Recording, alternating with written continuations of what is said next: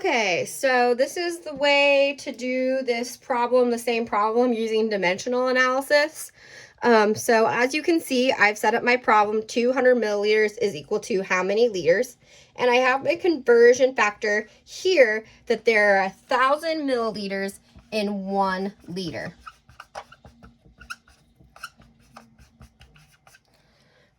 All right, so if there are 1,000 milliliters in 1 liter, because milli means 1/1000th of a liter, that means that I'm going to set my problem up with what I originally know, which is the 200 milliliters. 200 milliliters divided by 1 is still 200 milliliters. Next, we're going to solve using our conversion factor. We're going to put that next. Okay, so our conversion factor, milliliters, need to be on the bottom. Because we want milliliters and milliliters to cancel. We want liters to be on top of our conversion fraction because that's the unit that we are going to want eventually in the end. Okay, so now we're going to fill in the values for this conversion problem. We're putting 1,000 in the bottom of the conversion factor and 1 up top. All right, now we'll rewrite this so we can see it as a fraction all together. So 200 milliliters times 1 liter divided by 1 times 1,000 milliliters. Okay, you should see something in the bottom that you also observe in the top. It's the milliliters.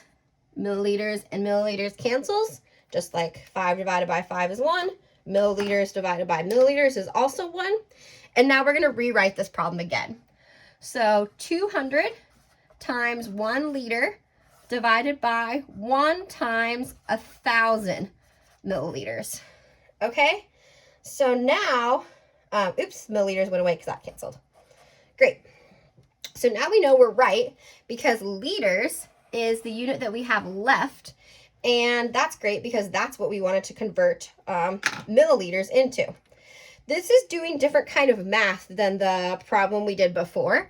So 200 divided by 1,000 is what this math is telling you to do because the 1,000 is in the denominator or the bottom of our fraction.